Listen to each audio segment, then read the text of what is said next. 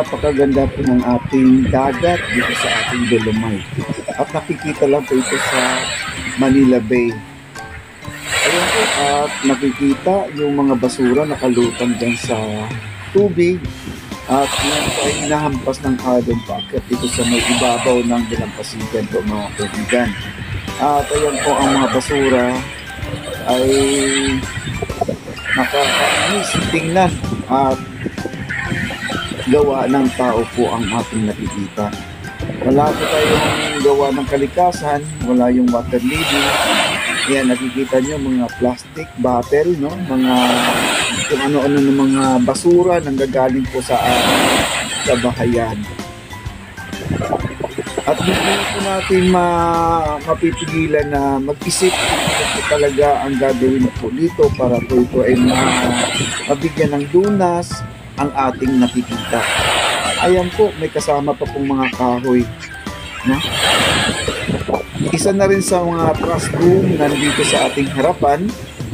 At silbing stopper po dapat sa ating basura, pero hindi na po siya nakabalik sa dagat. At hindi po natin alam po ano ang gagawin dito. Yan po, nakikita po natin yung dalampasigan na puro po basura po yan. Ang ganda po, sana. Pwede nang biguan kung tutuusin. Ayan ang ating trash room, napakahaba. Unti-unti na po siyang nabaon sa buhangin mga kaibigan. Mahirap na po tanggalin yan pag hindi po maagapan yan mga kaibigan. Ayan po ang basura. Nagsilbing guhit na po dito sa ating dalampasigan. Justisya talaga, Lolo Rino, ang gusto, ang dapat.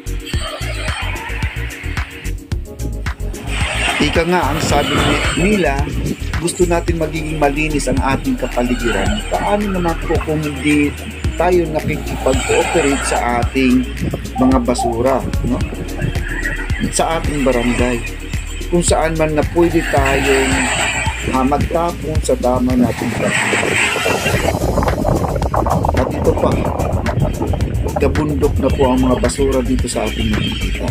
Yung mga sako-sako nandyan, yun po ay nanggagaling doon sa ating nakikita.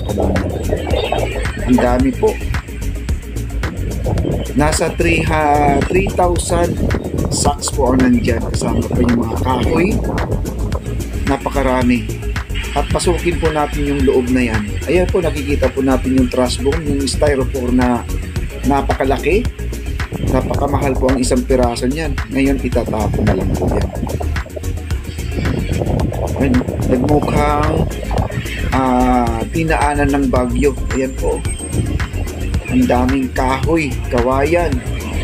Kung ano-ano na lang kung nakikita natin dyan. Ayan sa ating harapan. Mga dahon ng nyug. Napakarami.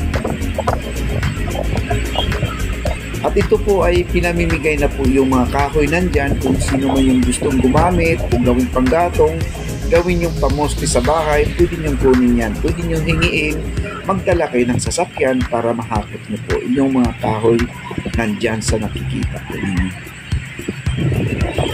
Ayan, no? Ang basura. Hanggang sa dulo po yan, malapit na umabot sa Mandamos po yan mga kaibigan. Malapit na po sa Mandamos.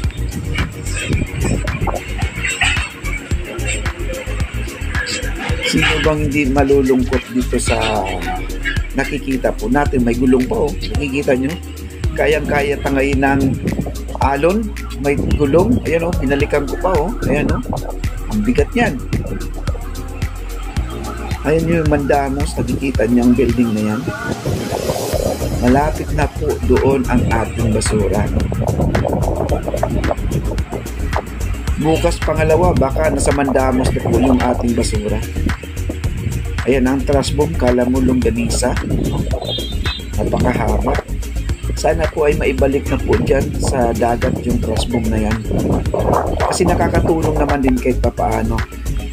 Ayan, may mga kahoy, troso na po ang dumating dito sa ating dagat. May salaset pa, yung kulay itim na yan, no? Salaset po yan. Panoorin nyo guys hanggang sa dulo. Maraming salamat. Para makikita nyo ang buong basura po sa nakikita natin dito ngayon. Ayan po, nagkakalat yan. Ayan, tara na, panoorin po natin.